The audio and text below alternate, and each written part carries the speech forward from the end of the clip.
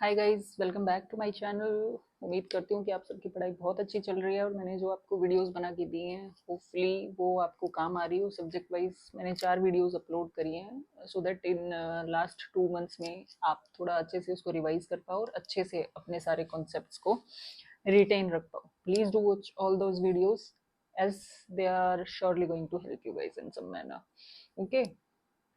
So without wasting any further time, in today's video we are going to talk about examiner. Okay. ठीक है, हमने preventive officer के बारे में बात कर ली है। प्रिवेंटिव ऑफिसर से मिलती जुलती जो एक जॉब है वो है एग्जामिनर। बट पहले हम बात करेंगे एग्जामिनर के बारे में कि क्या उसका सिलेक्शन प्रोसीजर है, what is the job profile of examiner. Okay. Afterwards, we'll talk about the promotional aspects of examiner. Then we'll talk about the salaries and perks of the examiner, and later on we'll talk about the transfers of examiners. Okay. Once we are done with everything, then as usual, we are going to talk about the pros and cons associated with the job. Okay. So let's first talk about the selection procedure. Selection procedure में क्या होता है कि examiner की जो job होती है वो SSC CGL, that is Staff Selection Commission Combined Graduate Level Examination से आप जो है इसमें सिलेक्शन ले सकते हो, जिसमें टोटल 2 एग्जाम्स होते हैं, टीयर 1 एंड टीयर 2। टीयर 1 जो होता है वो क्वालिफाइंग नेचर का होता है, टीयर 2 के बेस पे आपकी मेरिट डिसाइड होती है। ठीक है, टीयर 1 और टीयर 2 दोनों में ही 4 सब्जेक्ट्स कॉमन होते हैं, that is reasoning, second one is GK, third one is mathematics and fourth one is English. Okay, ठीक है। जो टीयर 1 होता है उसमें क्या होता है कि ये चारों सब्जेक्ट्स के 25 क्वेश्चन ईच आते हैं। उसके बाद आपको सारे क्वेश्चन अटेम्प्ट करने होते हैं एज फार एज पॉसिबल। तो उसके बाद जब आपका रिजल्ट डिक्लेयर होता है तो उसमें क्या होता है, कट ऑफ जाती है। कट ऑफ के बेसिस पे जो क्वालिफाई करता है उन बच्चों को टीयर 2 में बैठने का मौका मिलता है। टीयर 2 में फिर से 3 सेक्शन होते हैं। 3 सेक्शन में सेक्शन 1 जो होता है वो क्या होता है, क्वांटिटेटिव और रीजनिंग। सेक्शन 2 जो होता है इंग्लिश और जीके। और सेक्शन 3 जो होता है computer knowledge. Section 3 computer knowledge सिर्फ क्वालिफाइंग नेचर का होता है, टोटल मार्क्स में उसके मार्क्स ऐड नहीं होते हैं। ठीक है, उसके अलावा जो सेक्शन 1 और सेक्शन 2 है उनकी सेक्शनल कट ऑफ भी आपको क्लियर करनी होती है और ओवरऑल कट ऑफ भी आपको क्लियर करनी होती है to get your name in the merit list, final merit list. ठीक है, तो कोशिश कीजिए कि आप बहुत अच्छे से मेहनत करें और अपने आप का जो सिलेक्शन है वो करवाएं इस बार, राइट? क्योंकि बहुत अच्छी वैकेंसीज हैं इस बार, तो होपफुली जो बच्चा अच्छी मेहनत कर रहा है उसका सिलेक्शन डेफिनेटली हो जाएगा। ठीक है, तो जब आप टीयर 2 दे देते हो तो उसके 2 से 3 घंटे बाद एक टाइपिंग टेस्ट भी होता है, जिसमें वो आपको 2000 की डिप्रेशन पर 15 मिनट्स आई गेस एक टाइपिंग के लिए एक पैरा देते हैं जो कि आपको टाइप करना होता है। ठीक है, तो वो कोई बहुत ज़्यादा स्पीड नहीं है, आराम से अचीवेबल स्पीड है। तो जब आपका वो भी हो जाता है उसके बाद क्या होता है, 4 से 5 दिन के बाद आंसर की आती है, जिसमें आप अपने मार्क्स लगभग आपको आइडिया लग जाता है कि आपके कितने मार्क्स बनेंगे। उसके बाद आपसे एक प्रेफरेंस फॉर्म भरवाया जाता है जिसमें वो आपसे पोस्ट प्रेफरेंस मांगते हैं। ठीक है, तो आप अपनी पोस्ट प्रेफरेंस जो आपकी सबसे बेस्ट जॉब है वो आप उसको नंबर 1 पे डालते हो, देन सेकंड बेस्ट जॉब को सेकंड नंबर पे डालते हो। लाइकवाइज आप सारी की सारी जितनी भी पोस्ट होती है सीजीएल में सारी की सारी आप नंबरिंग फिल करते हो। जब फिर उसके बाद आपका रिजल्ट डिक्लेयर होता है उसमें आपको एक पोस्ट अलॉट हो जाती है। फिर जब वो पोस्ट अलॉट हो जाती है उसके बाद क्या होता है, दूसरा प्रेफरेंस फॉर्म आता है जिसमें उस पर्टिकुलर पोस्ट के लिए आपको स्टेट प्रेफरेंस देनी होती है। अगेन फिर से आपकी मेरिट के बेस पे उस पर्टिकुलर पोस्ट में क्या होता है कि आपको स्टेट अलॉट होता है, फिर उस स्टेट में उस पर्टिकुलर स्टेट के ऑफिस में जाके आप वो आपको कॉल करते हैं और आपको डॉक्यूमेंट वेरिफिकेशन करवानी होती है एंड आफ्टरवर्ड आपको ज्वाइनिंग लेटर इशू होता है। ठीक है, तो ये तो था ज्वाइनिंग के सिलेक्शन प्रोसीजर के बारे में। ठीक है, अगर इससे ज़्यादा आपको कोई इन्फॉर्मेशन चाहिए तो आप हमेशा ssc.gov.in इसकी जो ऑफिशियल वेबसाइट है वहाँ जा सकते हो। वहाँ पे नोटिफिकेशन में सीजीएल का जो लेटेस्ट 2024 का नोटिफिकेशन है वो आउट हुआ है, आप उसमें जाके इसके बारे में और बाकी की इंफॉर्मेशन ले सकते हो। ठीक है, तो ये तो था पूरा का पूरा सिलेक्शन प्रोसीजर के बारे में। ठीक है, चलिए तो अब हम बात करते हैं जॉब प्रोफाइल के बारे में। ठीक है, एग्जामिनर क्या होता है, सीबीआईसी में लगते हैं हम। ठीक है, जैसे हम लोग सीबीडीटी में होते हैं वैसे ये लोग सीबीआईसी में होते हैं। ठीक है, अब जो इसकी जॉब प्रोफाइल होती है, ठीक है, जॉब प्रोफाइल क्या होती है, इसका मेन क्या होता है कि जैसे मान लो पोर्ट्स वगैरह पे क्या होता है। सबसे पहले मैं फील्ड पोस्टिंग जो होती है उसके बारे में बात कर लेती हूँ क्योंकि मेन तो वही है, डेस्क जॉब तो सबकी सेम ही रहती है। ठीक है, तो मेजर जो काम इसका क्या होता है कि इंपोर्ट और एक्सपोर्ट, किसी पोर्ट से 2 चीजें होती हैं, करेक्ट। तो जब कोई एक्सपोर्ट, लेट्स इमेजिन कोई एक्सपोर्ट होने वाला है, तो क्या होगा, कंसाइनमेंट आएगा, ठीक है। तो ये क्या करता है, चेक करता है, जो भी कंसाइनर होता है ना, वो क्या करता है, सारी की सारी डिटेल लिख के देता है कि मैं ये सारे गुड्स, इस वेराइटी के गुड, इस प्राइस वैल्यू के गुड मैं इस कंट्री में एक्सपोर्ट कर रहा हूँ, ठीक है। तो वो क्या करता है, वेरीफाई करता है कि गुड्स जो उसने बिलिंग में मेंशन करे हैं क्या वो सेम ही गुड्स हैं, क्योंकि कुछ डिफरेंट तो डेविएशन तो नहीं है, ठीक है। उसके बाद वो क्या करता है, उसमें से किसी का सैंपल भी ले सकता है, if he is doubtful about something he can take the sample and he can get it verified, ठीक है। दूसरा वो क्या करता है, वो ये देखता है कि उसने जो वैल्यूएशन करी है वो सही से करी है कि नहीं करी है। मान लो कि मैं गोल्ड एक्सपोर्ट कर रही हूँ, ठीक है। तो मैंने जो गोल्ड का प्राइस सेट किया है उस पर्टिकुलर कंसाइनमेंट को भेजने के लिए, ड्यूटी पे करने के लिए, वो गोल्ड का प्राइस मेरी मार्केट वैल्यू के साथ मैच होना चाहिए। ऐसा नहीं हो सकता कि मैं बहुत अंडर वैल्यू उसको करके और उस बिल को पास करवा सकती हूँ, ठीक है। तो मार्केट वैल्यू के साथ जो भी आइटम है उसकी मार्केट वैल्यू और उसमें जो बिल है उसकी वैल्यू के साथ मैच करता है और दोनों सेम होनी चाहिए, ठीक है। फिर जब वो वैल्यू वेरीफाई हो जाती है तो उसके बाद क्या करता है, वो अप्रूवल देता है, ठीक है। क्योंकि वो वेरीफाई करता है कि ड्यूटी ठीक, जब भी हम इंपोर्ट या एक्सपोर्ट करते हैं तो हमें ड्यूटी पे करनी होती है, ठीक है, ठीक है। इंपोर्ट कर रहे हो तो किसी सामान को अंदर लाने के लिए देश के आपको ड्यूटी पे करनी होती है। अगर आप एक्सपोर्ट कर रहे हो तो किसी भी लगेज को या किसी भी आर्टिकल को या किसी भी मटेरियल को आप बाहर भेज रहे हो तो उसके लिए भी आपको एक ड्यूटी पे करनी होती है। तो उस ड्यूटी का जो कैलकुलेशन है वो सही से हुआ है, ये वेरिफिकेशन भी एग्जामिनर करता है, ठीक है। यानी कि वो उस प्राइस वैल्यू के हिसाब से चेक करता है कि कितना माल जा रहा है, किस रेट पे जा रहा है।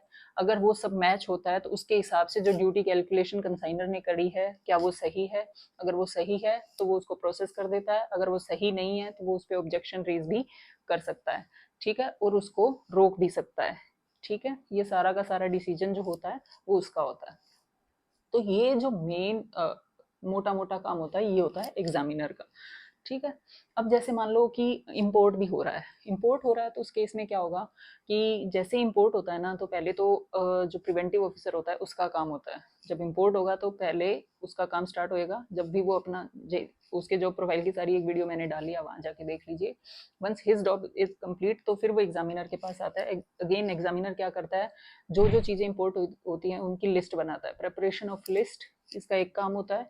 उसके बाद में अगर जैसे मान लो फार्मा का कोई प्रोडक्ट है and he is not sure कि जो प्रोडक्ट आया है वो जो उसमें बिलिंग में मेंशन है वही है, तो वो एक सैंपल ले सकता है और उसको चेक करवा सकता है, ठीक है। सो टेकिंग सैंपल ऑल्सो ये इसका भी काम बन जाता है, ठीक है। उसके बाद वो क्या करता है, क्वालिटी चेक भी करता है, ठीक है। जिस क्वालिटी का मेंशन किया गया है उसी क्वालिटी के जो मटेरियल है वो हैं कि नहीं है, अंडर वैल्यूड नहीं होने चाहिए, ओवर वैल्यूड भी नहीं होने चाहिए। फिर वही सेम ड्यूटी कैलकुलेशन चेक होती है। उसके बाद क्या करता है, वो उसको आइटम को प्रोसेस करता है। जैसे समटाइम्स क्या होता है, इंपोर्ट हो रहा है कोई आइटम या एक्सपोर्ट हो रहा है तो वो क्या होते हैं, लग्जरी आइटम्स होते हैं, बहुत मोस्ट वैल्यूएबल आइटम्स होते हैं, लाइक गोल्ड, डायमंड्स वगैरह वगैरह। तो उस केस में वो क्या करता है, उसको उस पोर्ट से लेके दूसरी कस्टम लोकेशंस तक ले जाने के लिए भी रिस्पॉन्सिबिलिटी जो होती है वो किसकी होती है, एग्जामिनर की होती है। He will supervise the entire process of boarding and deboarding, okay.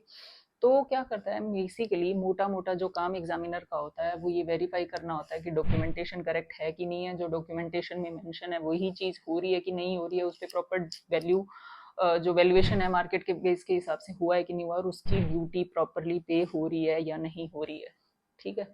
तो बेसिकली एग्जामिनेशन का जितना भी काम होता है वो सारा एग्जामिनर का होता है, ठीक है।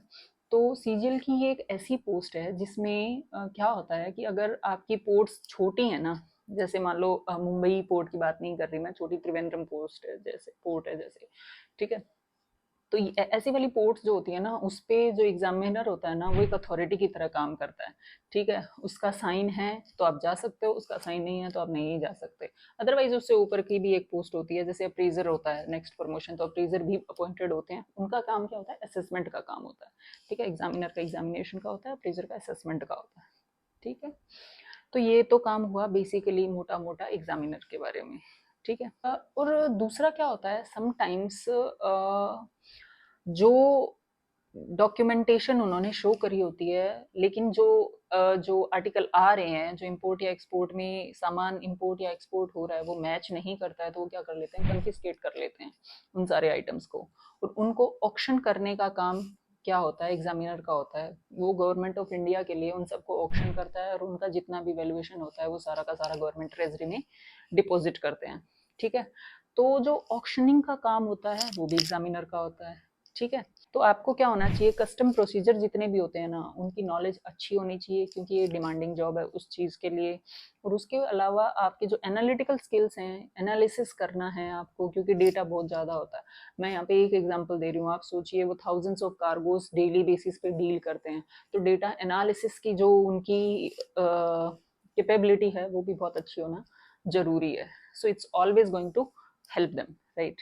ठीक है, तो ये होता है जॉब प्रोफाइल मोटा मोटा। अब इसमें भी क्या होती है, सेम दो पोस्टिंग्स होती हैं, एक फील्ड पोस्टिंग भी होती है और एक डेस्क पोस्टिंग भी होती है। तो जब आप जाके ज्वाइन करते हो, ठीक है, ज्वाइनिंग प्रोसेस क्या होता है, जैसे ही बंदे को पता चल जाता है कि ओके उनको एग्जामिनर अलॉट हो गया है, ठीक है, तो फिर क्या होते हैं, उनको CCS allot, cadre controlling authority, CCS allot होते हैं। टोटल 6 रीजन्स होते हैं, मुंबई, चेन्नई, कोलकाता, गोवा, विशाखापट्टनम एंड कोची। ठीक है, इनमें से कोई भी एक रीजन सबसे पहले तो आपको अलॉट होता है। ठीक है, जब वो रीजन आपको अलॉट हो जाता है ना, देन ओनली आपकी फर्दर पोस्टिंग होती है, जिसमें से जब आप ज्वाइन करते हो उसके 2 साल तक आपकी जो पोस्टिंग होती है वो फील्ड पोस्टिंग नहीं होती है, आपको डेस्क पोस्टिंग ही मिलेगी, जिसमें आपका काम वही सेम काम जो डेस्क पोस्टिंग में होता है, ड्राफ्टिंग का, मेंटेनेंस ऑफ फाइल्स का, रिपोर्टिंग का, कंसोलिडेशन ऑफ डेटा का, है ना, ये जो सारा इस तरह का काम रहता है ना, वो सारा काम डेस्क जॉब में आपको रहता है। लेकिन वो जरूरी भी है। While working in the desk job आपको पता चलता है कि क्या एग्जामिनर बाहर काम कर रहा होगा फील्ड पोस्टिंग में, जो वहां से रिपोर्ट्स आती हैं आप उन्हीं को बेसिकली कंपाइल कर रहे होते हो, जो वहां से फाइल वर्क होके आता है आप बेसिकली उसी पे काम कर रहे होते हो। तो वो बहुत जरूरी भी है कि स्टार्टिंग में आपको 2 साल के लिए वो पोस्टिंग मिले, ताकि आपको बेसिक आइडिया हो जाए कि आपको इस ऑफिस में रहते हुए क्या काम करना है।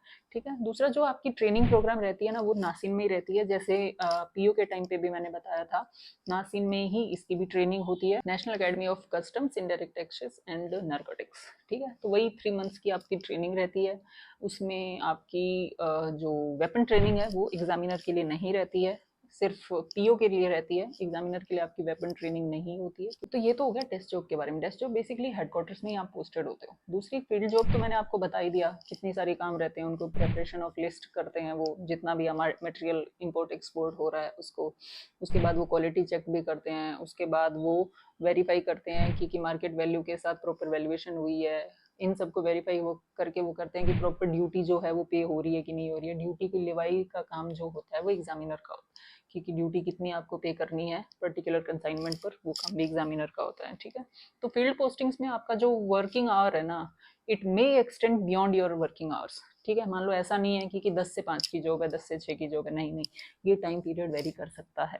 ठीक है, तो 10 से 5 की जॉब इसको नहीं बोल सकते, बट हाँ डेस्क जॉब जो होती है उसमें आप बोल सकते हो कि प्रॉपर 10 से 5, 10 से 6 बजे तक भी आपकी जॉब रहती है। ठीक है, ये था सारा का सारा इसके जॉब प्रोफाइल के बारे में। इससे ज़्यादा भी अगर आपको कुछ जानना है तो आप प्लीज़ मुझे कमेंट सेक्शन में बताइए, I will respond to each and every query of yours. Okay, अब हम बात करते हैं सैलरी एंड पर्क्स की। ठीक है, तो ये क्या है, 4600 ग्रेड पे की पोस्ट है आपकी, राइट। 4600 ग्रेड पे की पोस्ट है, इसका मतलब क्या हुआ, आपकी बेसिक जो होगी वो 44,900 रुपीज़ होगी। ठीक है, उसके साथ आपको उसका डीए ऐड करना है। डीए आज की डेट में जो रेट है वो क्या है, 50% ऑफ बेसिक आपका डीए है, तो 44,900 का कितना आ जाएगा, 22,450। ओके, फिर उसमें मान लो कि आप एक्स सिटी में पोस्टेड हो, तो आपका एचआरए 30% पे कैलकुलेट होएगा, बाकी के लिए 3-3% आप कम करते जाओ। ठीक है, तो एचआरए 30% पे कैलकुलेट होएगा, तो 30% कैलकुलेशन के हिसाब से कितना आएगा, 13,470 रुपीज़। ठीक है, फिर उसमें आप ट्रांसपोर्ट अलाउंस भी ऐड कर दीजिए 3,600 रुपीज़ एक्स सिटी में।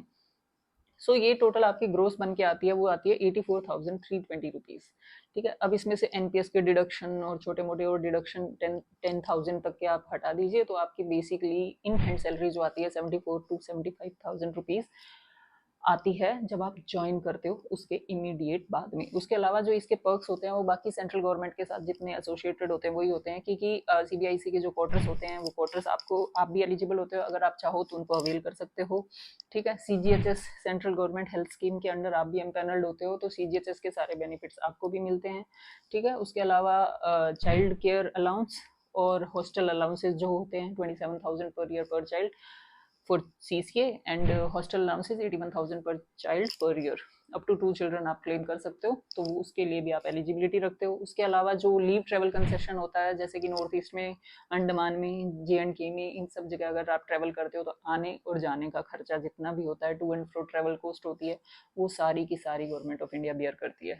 ठीक है, उसके अलावा HTC भी आप क्लेम कर सकते हो, स्टार्टिंग 8 ईयर्स तो स्ट्रेट क्लेम कर सकते हो। HTC का मतलब होता है होम ट्रेवल कंसेशन, जिसमें क्या होता है, जैसे मानो कि मैं यहाँ पोस्टेड हूँ, जैसे फॉर एग्जांपल एग्जामिनर की मैं पोस्टिंग का एग्जांपल लूँ, तो लेट्स से कि आप मुंबई में पोस्टेड हो, तो मुंबई में अगर आप पोस्टेड हो तो मुंबई से लेट्स इमेजिन कि आप दिल्ली के या जयपुर के रहने वाले हो, तो अगर वहाँ ट्रेवल कर रहे हो तो वहाँ तक जाने का AC Tier 2 का जो भी रिम्बर्समेंट होगा वो आपको मिलेगा। अगर आप फ्लाइट से भी जा रहे हो तो उस पर्टिकुलर डे जिस दिन आप ट्रेवल कर रहे हो उस दिन का Tier 2 का जो भी मिनिमम फेयर होता है वो कैलकुलेट करा जाता है और उसको बेसिस मान के आपको रिम्बर्समेंट दिया जाता है। ठीक है, तो ये तो हुआ सैलरीज और पर्क्स के बारे में। तो अब हम बात करते हैं प्रमोशनल एस्पेक्ट के बारे में। ठीक है, तो आज तक ऐसा क्या होता आया था कि एग्जामिनर के जो प्रमोशन थे ना, CGL की सारी पोस्ट में सबसे ज़्यादा फास्ट थे। अब क्या हो गया, बाकी पोस्ट में भी थोड़े प्रमोशन फास्ट हो गए, स्पेशली सदर्न रीजन जो है ना इंडिया का, वहाँ पे थोड़े फास्टर हैं as compared to northern India. तो इसमें भी सेम चीज़ थी, इसमें प्रमोशन जो थे ना वो सबसे फास्ट थे। अब काफ़ी जो पोस्ट हैं उनमें भी सिमिलर हो गया सिनेरियो। ठीक है, तो इसमें क्या होता है, जब आप एग्जामिनर लगते हो तो वो आपकी 4600 ग्रेड पे की ग्रुप बी की पोस्ट होती है, नॉन गजेटेड। ओके, लेकिन जब आपका फर्स्ट प्रमोशन 3 साल बाद आप एलिजिबल होते हो, जिसमें आपको कॉन्फर्मेशन एग्जाम मैंडेटरी होता है, आपको वो क्वालिफाई करना ही पड़ेगा। ठीक है, उसके बाद आप अप्रेजर बनते हो। ठीक है, अप्रेजर क्या होती है, ग्रुप बी की गजेटेड पोस्ट होती है। जब आप अप्रेजर बन जाते हो उसके 8 से 10 साल बाद आप क्या, असिस्टेंट कमिश्नर ऑफ कस्टम्स बनते हो। ठीक है, वो IRS पोस्ट ही होती हैं, जो हमारे साथ भी पोस्टेड होते हैं, जो GST एक्साइज में भी पोस्टेड होते हैं, जो POs की लाइन भी है, जो कि आपकी लाइन भी है। ठीक है, तो इसमें क्या होता है कि सबसे पहले आप एग्जामिनर होते हो, 4600 grade pay group B non gazetted post होती है, वहां से आप अप्रेजर बनते हो, 4800 grade pay group B gazetted post होती है। ठीक है, उसके 8 से 10 साल बाद आप क्या बनते हो, असिस्टेंट कमिश्नर ऑफ कस्टम्स बनते हो। एंड अगेन फिर उसके बाद के जितने भी प्रमोशन होते हैं वो 4 ईयर्स में स्टैंडर्ड जो IRS के प्रमोशन होते हैं उसी हिसाब से आपको मिलते हैं। ठीक है, बट और बहुत सारे फैक्टर्स होते हैं जो उसके साथ रोल प्ले करते हैं, तो वो एक अलग चीज़ है, वो आप डिपार्टमेंट में जाओगे तो आपको पता चल जाएगा कि असिस्टेंट कमिश्नर ऑफ कस्टम से आप फिर डेप्यूटी कमिश्नर बनते हो, डेप्यूटी कमिश्नर से फिर आप जॉइंट कमिश्नर बनते हो, जॉइंट कमिश्नर से फिर आप additional and then commissioner of customs बनते हो। मैक्सिमम पॉसिबल जो है वो कमिश्नर तक है, लेकिन टाइमली प्रमोशन इतना नहीं हो पाता, तो एडिशनल या फिर GC लेवल तक ही मैक्सिमम जो बच्चे हैं एग्जामिनर वाले वो पहुंच पाते हैं जनरली। ठीक है, बट यस इट्स पॉसिबल कि वो कमिश्नर तक भी चले जाएं अगर टाइमली प्रमोशन हो जाते हैं तो। अब प्रमोशन की मैं अगर बात करूँ ना, तो चेन्नई रीजन में जो प्रमोशन है ना वो कंपेरेटिवली फास्टर है। ठीक है, जैसे अप्रेजर बनने के लिए चेन्नई में आपको शायद 3 साल में प्रमोशन मिल जाएगा, लेकिन अगर मैं मुंबई की बात करूँ तो वहाँ पे 5 साल तक का भी टाइम लग जाता है। ठीक है, तो बेसिकली आपकी प्लेस ऑफ पोस्टिंग जो होती है ना वो भी बहुत बड़ा रोल प्ले करती है आपके प्रमोशंस में, क्योंकि वैकेंसी किस हिसाब से वहाँ पे हैं उसी हिसाब से आपके प्रमोशन होते हैं। और फिर प्रमोशन में रिजर्वेशन भी हैं, SC ST के प्रमोशन अलग से चलते हैं और जनरल कैटेगरी के अलग से चलते हैं। प्रमोशंस में कोई भी OBC कैटेगरी नहीं होती है। OBC वाले एक बार सिलेक्शन के बाद जब डिपार्टमेंट में एंटर करते हैं तो उनको जनरल में ही काउंट करा जाता है। ठीक है, तो SC ST का प्रमोशन अलग से होएगा और जनरल वालों का अलग से होएगा, और उसके बाद अलग से प्रमोटीज और DR दो एस्पेक्ट रहते हैं, तो वो सब आप जब डिपार्टमेंट में आ जाओगे तो आपको पता चल जाएगा। ठीक है, अब बात करते हैं हम ट्रांसफर्स के बारे में। ठीक है, तो ऐसे ही टोल्ड यू इसमें टोटल 6 जोन होते हैं, मुंबई, चेन्नई, कोलकाता, गोवा, विशाखापट्टनम एंड कोची। जब आप ज्वाइन करते हो तब आपको एक जोन अलॉट हो जाता है। ठीक है, उस जोन में जब आपको अलॉटमेंट हो जाती है तो उसके बाद inter zone transfer as on date बंद हैं। 2016 and onwards inter zone transfer नहीं हुए हैं, जिसको आईसीटी भी बोलते हैं हम हमारी भाषा में, तो वो बंद हैं, वो नहीं हुए हैं। ठीक है, तो एज ऑन डेट मान लो आपने मुंबई जोन में अगर ज्वाइन कर लिया, तो मुंबई जोन के अंडर जितने भी कोस्टल पोर्ट्स आती हैं, आप सिर्फ वहीं पे ट्रांसफर इधर उधर ले सकते हो। लेकिन ऐसा नहीं है कि मुंबई जोन में ज्वाइन करके आप चेन्नई जोन में आ सकते हो, that's not possible as on date. ठीक है, एक डेपुटेशन अवेलमेंट है जो आप कर सकते हो, बट वो भी वही है, लोन बेसिस ट्रांसफर जैसा है कि 3 से 5 साल तक होती हैं ये चीजें, उसके बाद आपको वापसी जाना ही पड़ेगा। 3 साल का नॉर्मली डेपुटेशन होता है, which can be extended for 2 year in some scenario, and in some scenarios it can not be extended. ठीक है, तो डेपुटेशन के अलावा और कोई ऑप्शन नहीं है कि आपका ट्रांसफर हो जाए। जो रीजन आपको अलॉट हो गया उसी रीजन में आपको पूरी सर्विस करनी पड़ेगी। और अगर आप नॉर्थ इंडिया से हो तो नॉर्थ इंडिया में तो पोस्टिंग आपको लगभग 1 साल के लिए शायद मिल सकती है। और अगर आप डीजी सिस्टम या डीएचआरडी वगैरह में चले जाते हो तो वहाँ पे भी डेपुटेशन बेसिस ही होता है वो, लेकिन वो परमानेंट कुछ भी नहीं है, तो उस बेसिस पे आप जा सकते हो। बट हाँ, अगर डेपुटेशन जैसे मान लो कि सीबीआईसी में ही आपने कहीं दूसरे पोर्टफोलियो में ले लिया तो पॉसिबल है ना, तो उस केस में आप में भी डेप्यूट हो सकते हो थोड़े टाइम के लिए। But again nothing is permanent, absorption किसी भी चीज में नहीं होता है, आपको वापसी तो आना ही पड़ेगा। तो ये ट्रांसफर का एस्पेक्ट है, ये भी आपको बिल्कुल ध्यान में रखना है, स्पेशली नॉर्थ इंडियंस को। अगर ये पोस्ट चाहिए, ये आप अपनी प्रायोरिटी पे रख रहे हो, तो आप को पता होना चाहिए कि नीचे जो ये कोस्टल एरिया लाइन है आपको वहीं पोस्टिंग मिलेगी एक्सेप्ट कोलकाता जोन। ठीक है, इस बात का भी आपको पता होना चाहिए। उसके अलावा क्या इस पोस्ट की कुछ फिजिकल रिक्वायरमेंट्स भी मेंशन्ड हैं, specially in the notification itself, तो वो भी आपको पता होनी चाहिए कि उस पर्टिकुलर फिजिकल रिक्वायरमेंट को आप फुलफिल कर रहे हो कि नहीं कर रहे हो। ठीक है, अब कुछ बच्चे क्या बोलते हैं कि मेरी जो आई विजन है वो 6x6 नहीं है, मेरी कुछ और है, तो क्या मैं एलिजिबल हूँ? तो देखिए, जो एलिजिबिलिटी क्राइटेरिया है उसमें अगर विजन मेंशन नहीं है तो I don't think vision is going to be a problem for you. But anyhow at least it's not mention in the notification, तो आपको प्रॉब्लम नहीं होनी चाहिए। ठीक है, इसमें जो फिजिकल रिक्वायरमेंट मेंशन है मैं एक बार थोड़ा बता देती हूँ।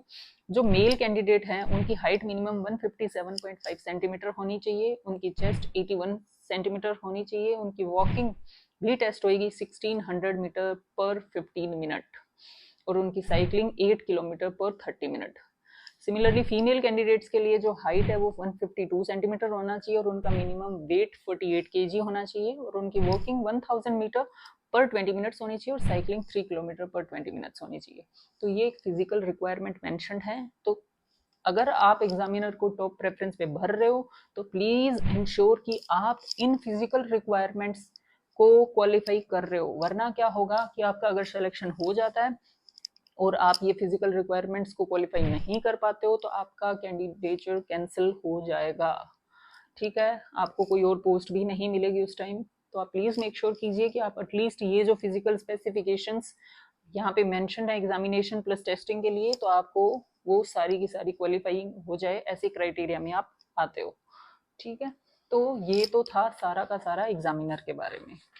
ठीक है, अब अगर मैं प्रोज एंड कॉन्स की बात करूँ, प्रोज की बात करूँ तो उसमें क्या है, ये एक अथॉरिटेटिव पावर देती है आपको। दो ये ग्रुप भी नॉन गजेटेड पोस्ट है, बट बहुत सारी पोस्ट में आप ही अथॉरिटी की तरह एक्ट करते हो, तो इन दोज इंस्टेंस ये बहुत पावरफुल पोस्ट हो जाती है।